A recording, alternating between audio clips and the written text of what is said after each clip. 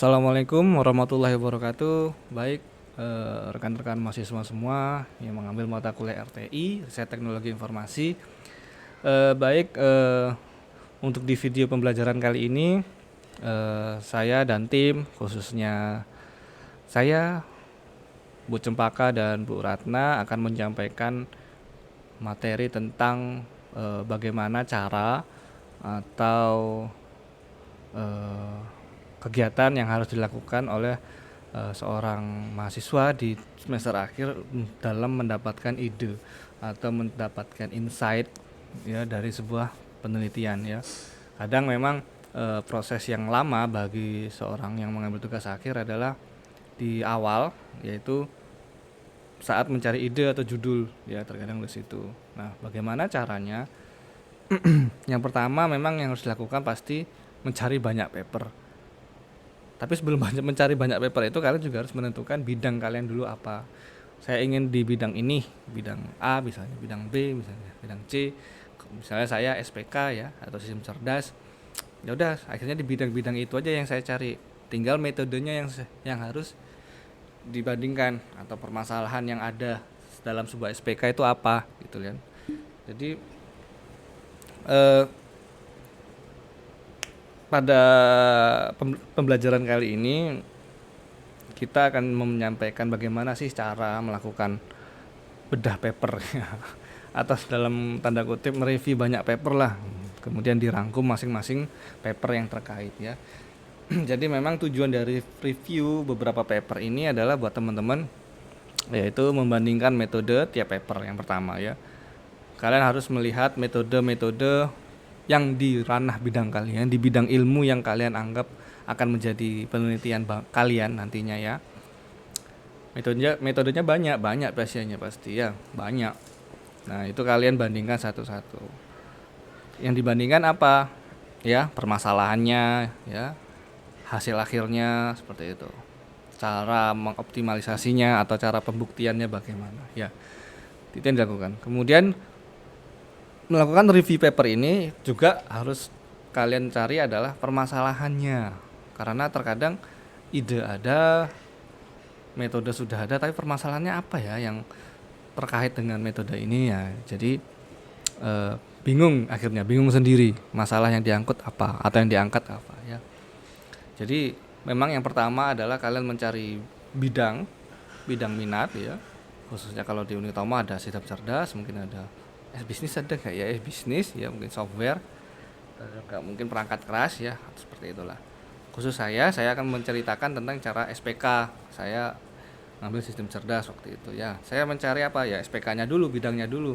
Oh, SPK. Kemudian yang kedua apa, mencari masalah-masalah di dunia SPK itu apa saja gitu. Kemudian tiap masalah itu punya metode sendiri nggak atau metode khusus. Maksudnya permasalahannya A, berarti menggunakan metode A. Permasalahan B, berarti menggunakan metode B ya. Seperti itu. Jadi review paper itu yang ketiga, yaitu membandingkan permasalahan tiap paper maksudnya. Itu benar. Ya, itu memang harus dilakukan karena permasalahan tiap paper yang diangkat pasti memiliki metode yang khusus ya.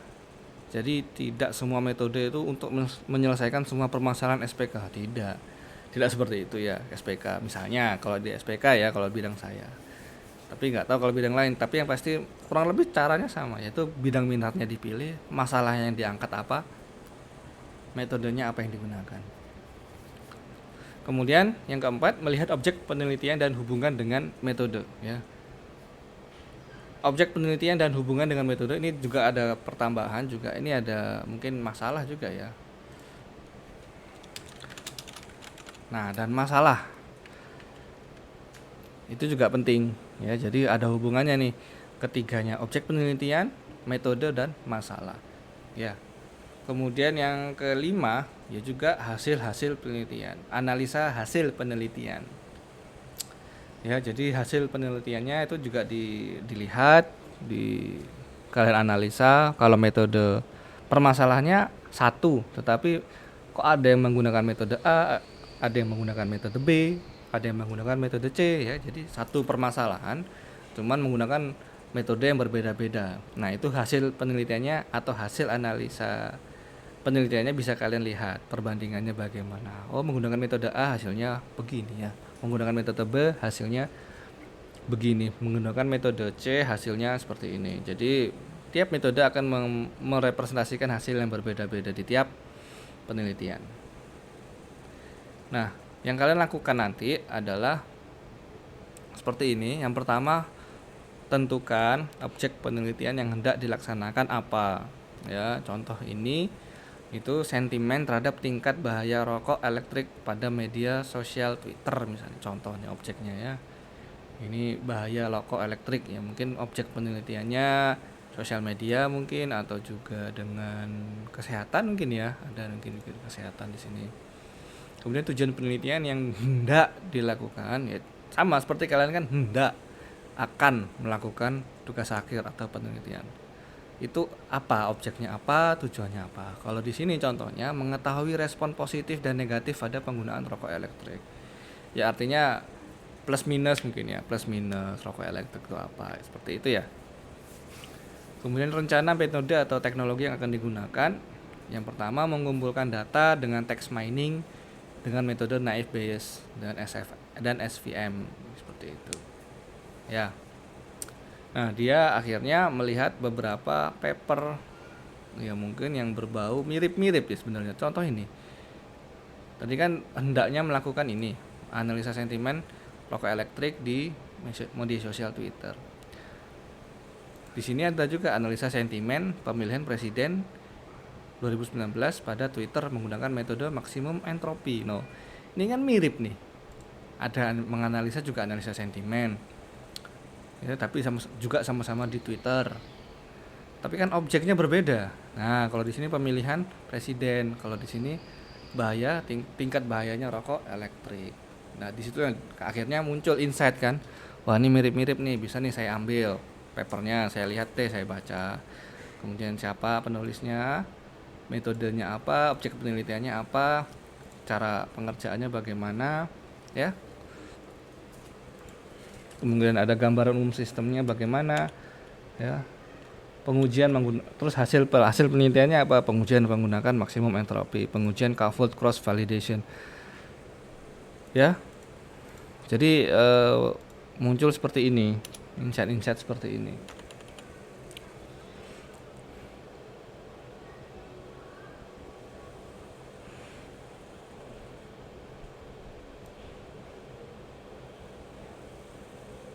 Ya, jadi ini bagian yang digunakan pada paper referensi, ya.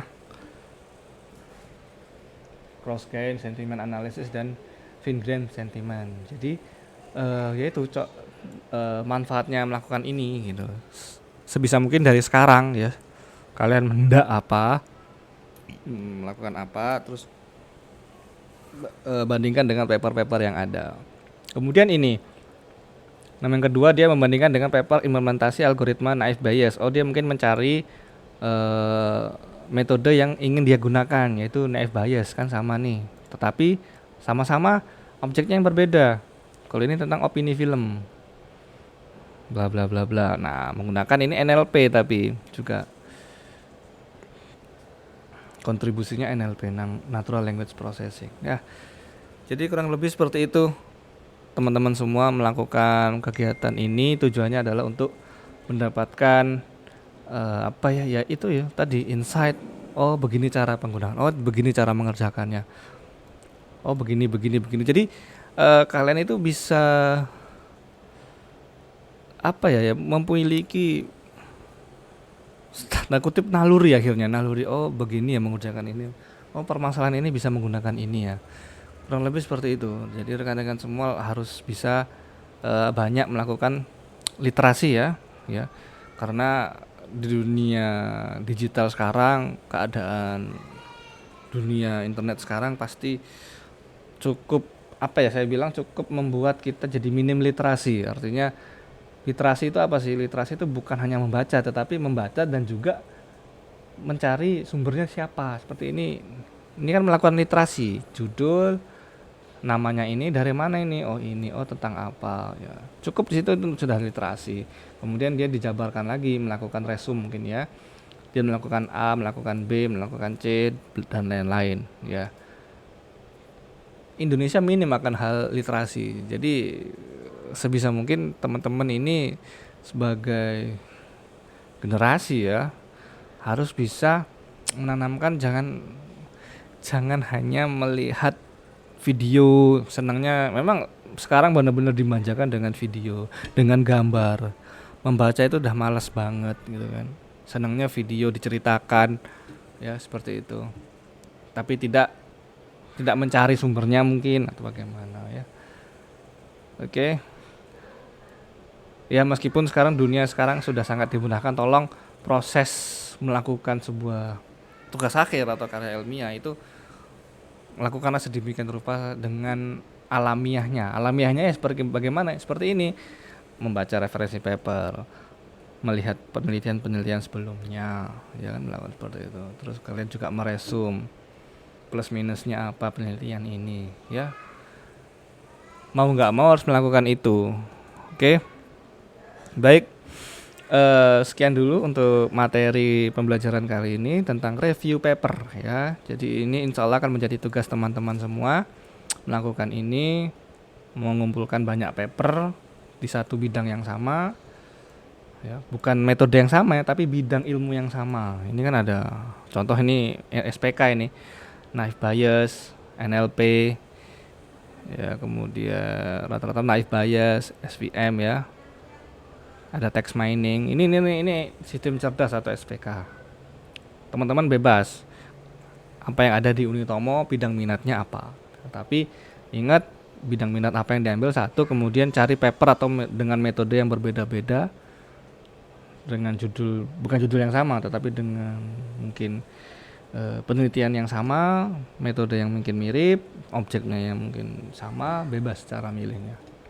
Tetapi kalian jabarkan dalam bentuk Excel seperti ini, dan dengan ada komponen-komponen judul paper, nama penulis, nomor papernya ya, atau ISSN, nama jurnal tahun, objek penelitian, dan kontribusi penelitian, sampai bagian yang digunakan pada paper referensi. Nanti teman-teman akan mendapatkan format ini juga ya, kalau mau bisa. Nah, sebaiknya nanti yang dicari adalah mulai tahun 2018 ya, 2018. Jadi 3 tahun terakhir ya, jangan terlalu lampau yang dicari ya, tapi 3 tahun terakhir minimal. Baik, kurang lebih itu video pembelajaran kali ini tentang review paper ya. Sekali lagi mohon maaf bila ada salah. Jangan lupa untuk tetap mencari paper untuk menyelesaikan tugas ini, tidak hanya satu ya, karena saat pengumpulan nanti akan diminta juga paper-paper yang sudah dicari. Oke, terima kasih, mohon maaf bila ada salah. Wabillahi taufik wal hidayah. Wassalamualaikum warahmatullahi wabarakatuh.